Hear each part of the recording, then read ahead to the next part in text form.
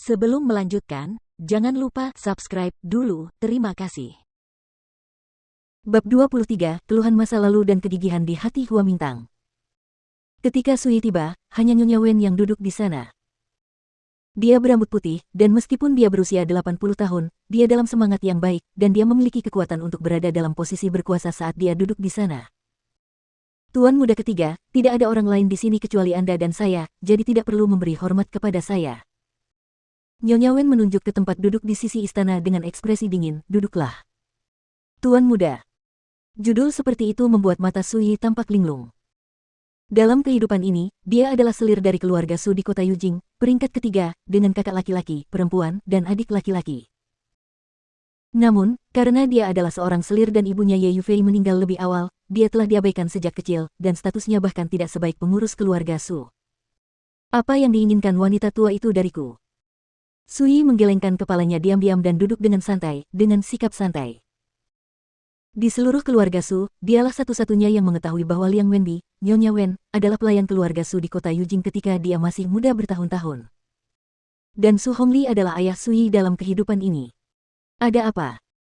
Wanita tua itu berkata dengan mata dingin, apakah tuan muda ketiga telah melupakan semua hal yang terjadi di pesta ulang tahun tadi?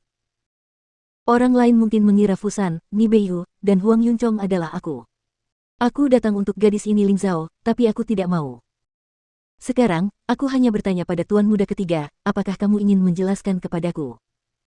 Dia berbicara dengan agresif dan terdengar galak. Jika itu adalah Sui yang sebelumnya, dia mungkin terintimidasi oleh aura wanita tua itu. Tapi sekarang, bagaimana aku bisa terintimidasi oleh seorang wanita tua kecil? Namun, Sui juga ingin menanyakan sesuatu pada Nyonya Wen tua, jadi dia tidak mempedulikannya. Yun dan Feng berkata dengan ringan. Jika tebakanku benar, mereka benar-benar datang ke hadapanku kali ini. Bang! Nyonya Wen jelas-jelas marah. Dia menepukkan tangannya ke sandaran tangan kursi. Wajah tuanya muram dan menakutkan, dan dia berkata dengan tegas. Tuan muda ketiga, apakah kamu masih ingat apa yang ayahmu minta agar aku beritahukan kepadamu ketika kamu bergabung dengan keluarga Wen setahun yang lalu? Tidak, tunggu. Sui membuka mulutnya dan berkata satu persatu, jika kamu berani bertindak atas nama keluarga Su, kamu akan dihukum. Jika kamu berani melangkah bahkan setengah langkah ke kota Yujing, kamu akan dihukum. Suasana tiba-tiba menjadi sangat menindas. Kata-kata kejam dan kejam ini memang diucapkan oleh ayah Sui, Su Hongli. Oleh karena itu, di tahun Sui bergabung dengan keluarga Wen, hanya Nyonya Wen, belum lagi orang-orang dari kota Guangling, bahkan seluruh keluarga Wen yang mengetahui identitasnya. Apakah wanita tua itu mengira saya menggunakan nama tuan muda ketiga dari keluarga Su untuk membiarkan Fusan dan yang lainnya datang ke pesta? Sui tidak bisa menahan tawa. Nyonya Wen mengerutkan kening dan ekspresinya menjadi lebih dingin, bukan? Ya atau tidak, kamu bisa bertanya pada Fusan dan yang lainnya. Dengan kekuatan yang kamu miliki sekarang, jika kamu ingin mengetahui informasi ini, pastinya harus begitu. Bukan itu masalahnya. Ini sulit. Sui berkata dengan santai, dan yang bisa kuberitahukan padamu adalah aku, Sui, tidak akan bertindak atas nama keluarga Su sekarang, dan aku tidak akan pernah melakukannya di masa depan. Matanya acuh tak acuh, tetapi ada sedikit kekhawatiran di kedalaman pupilnya. Penghinaan melonjak. Master Pedang Xuanjun yang agung, mengapa Anda perlu menggunakan reputasi palsu ini untuk bertindak? Nyonya Wen jelas terkejut dan tidak bisa menahan diri untuk tidak melihat ke arah Sui lagi, merasakan perasaan aneh yang tak terlukiskan di dalam hatinya. Seolah-olah tuan muda ketiga yang dia kenal tiba-tiba menjadi orang yang berbeda. Setelah hening beberapa saat, dia berkata, saya sendiri yang akan menyelidiki masalah ini. Sui tersenyum dan tidak menjelaskan apapun lagi. Meskipun aku tidak tahu mengapa Fusan dan Mi Beiyu sangat menghargaimu, aku harus mengatakan bahwa di mata keluarga Su di kota Yujing, karakter seperti Fusan seperti semut kecil di tanah dan tidak ada perlunya Su melakukan itu. Jika kamu mengambil tindakan sendiri, mereka akan mati tanpa tempat pemakaman hanya dengan satu kata.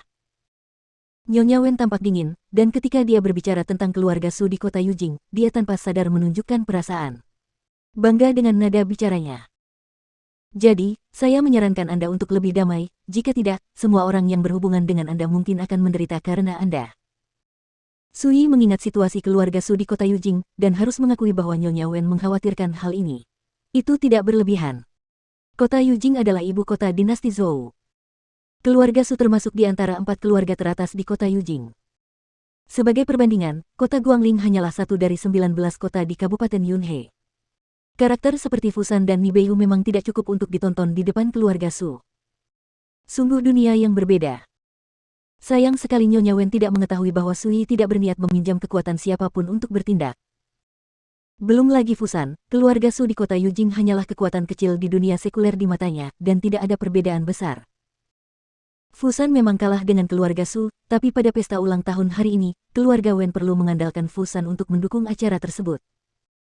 Sui berkata dengan tenang, Nyonya tua, sepertinya kamu sekarang, saya khawatir akan sulit mendapatkan bantuan dari keluarga Su di kota Yujing.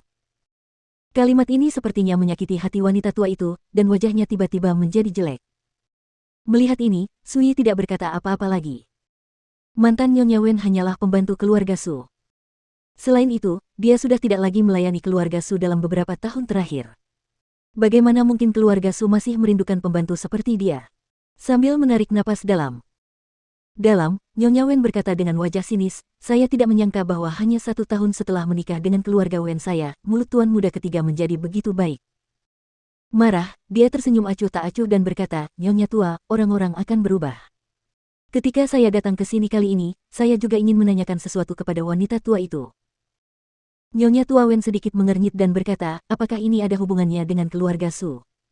Nyonya Wen terdiam sejenak dan berkata, itu adalah saran dari majikanku, ayahmu.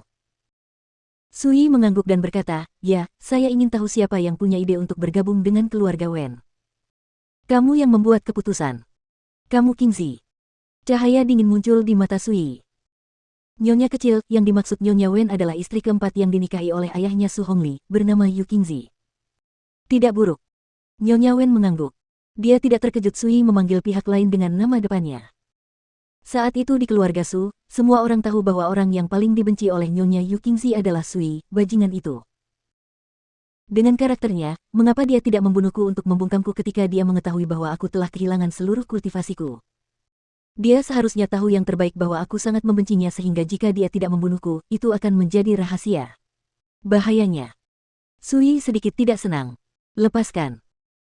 Nyonya Wen tidak bisa menahan cibiran, dan menatap Sui dengan rasa kasihan di matanya, tuan muda ketiga, ibumu meninggal lebih awal, dan bahkan ayahmu menganggapmu sebagai anak yang jahat dan tidak pernah mempedulikanmu. Selain itu, setelah kamu kehilangan semua kultivasimu, tidak ada perbedaan antara kamu dan orang yang tidak berguna, dan kamu pantas mendapatkan kata bahaya tersembunyi. Setelah jeda, dia melanjutkan, tetapi tidak peduli apa, darah Su mengalir di tubuhmu. Tubuh. Jika majikannya membunuhmu, dia pasti akan menimbulkan masalah bagimu. Jika ayahku tidak puas dan ditolak, maka keuntungannya lebih besar daripada kerugiannya. Orang yang sangat pintar seperti majikannya tidak akan pernah melakukan hal bodoh seperti itu. Terdiam beberapa saat. Ngomong-ngomong, nasib bajingan keluarga Su itu sungguh menyedihkan. Ketika dia berumur 4 tahun, ibunya Ye Yufei jatuh sakit parah dan akhirnya meninggal dunia. Sejak saat itu, situasinya menjadi sangat sulit dan sulit. Ayahnya, Su Hongli, tidak ingin melihatnya sama sekali dan mengabaikannya. Tak seorang pun di seluruh keluarga Su berani mendekatinya, meninggalkannya dalam kedinginan. Seiring bertambahnya usia dan berhubungan dengan lebih banyak hal, dia mulai curiga bahwa pembunuh yang membunuh ibunya Ye Yufei adalah ayahnya Su Hongli. Hal ini membuatnya merasakan sakit dan dendam di hatinya. Akhirnya, 4 tahun lalu, dia memilih pergi ke King He Jianfu untuk berlatih, mencoba menjadikan dirinya lebih kuat dengan memulai jalur seni bela diri. Namun hanya 3 tahun kemudian, karena terbangunnya ingatan akan kehidupan sebelumnya, dia kehilangan semua kultivasinya. Akhirnya, di bawah pengaturan kekuasaan keluarga Su, dia menjadi menantu dari keluarga Wen. Hidupku dalam 17 tahun pertama sungguh sangat buruk.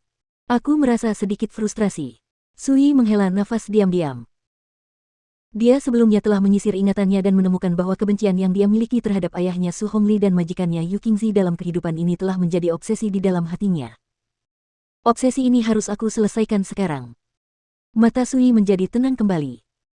Jika obsesi Anda terus berlanjut, pasti akan mempengaruhi jalan Anda menuju pencerahan di masa depan. Ngomong-ngomong, saya baru saja mendengar tentang peristiwa besar yang menimbulkan sensasi di kota Yujing beberapa waktu lalu. Nyonya Wen tiba-tiba berbicara, dengan tatapan main-main di matanya, adikmu Su Boying, meskipun usianya baru 16 tahun tua, sekarang berada di alam pengumpulan Qi, orang kuat di periode Geng, dianggap sebagai salah satu dari 8 pertunjukan Yujing. Keluarga kerajaan dinasti Zhou besar telah menyetujui hal itu selama saudaramu memasuki alam Yanglu dan menjadi ahli seni bela diri sebelum dia berusia 18 tahun, dia akan dikirim ke dinasti Zhou besar. Berlatih di Tanah Suci, Sekte Pedang Qianlong. Sui terkejut, dan penampilan seorang pemuda tampan mengenakan jubah giok muncul di benaknya. Su Boning. Putra dari Nyonya Yu Qingzi dan putra bungsu Su Hongli, dia juga dianggap sebagai penyihir seni bela diri paling berbakat di antara keturunan langsung keluarga Su. Meskipun Yu Qingzi adalah istri keempat Su Hongli, dia adalah istri utama, jadi Su Boying adalah keturunan langsungnya. Sebagai perbandingan, ibu Sui, Ye Yufei, adalah seorang selir, jadi Sui secara alami adalah seorang selir. Singkatnya, ketika kita berada di keluarga Su, tidak peduli aspek apapun, meskipun Sui, si bajingan, adalah kakak laki-lakinya, dia sama sekali tidak bisa dibandingkan dengan Su Boi. Menjadi ahli seni bela diri pada usia 18 tahun. Apakah ini dianggap jenius yang tiada taraf? Sui diam-diam tertawa. Dia secara alami tahu bahwa Nyonya Wen sengaja menggunakan masalah ini untuk memprovokasi dia.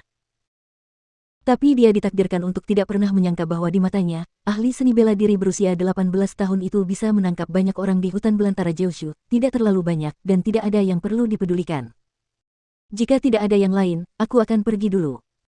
Sui berdiri dan memutuskan untuk pergi. Dia telah memutuskan beberapa hal dan tidak berniat berlama-lama lagi. Tunggu sebentar. Nyonya Wen menghentikannya, Tuan Muda ketiga, sebelum Anda pergi, saya ingin menunjukkan sesuatu kepada Anda. Saat dia berbicara, dia mengeluarkan jimat batu giok perak dari lengan bajunya dan mengacungkannya pada Sui. Apakah Tuan Muda ketiga tahu apa ini? Jimat giok ini berukuran sekitar 3 inci.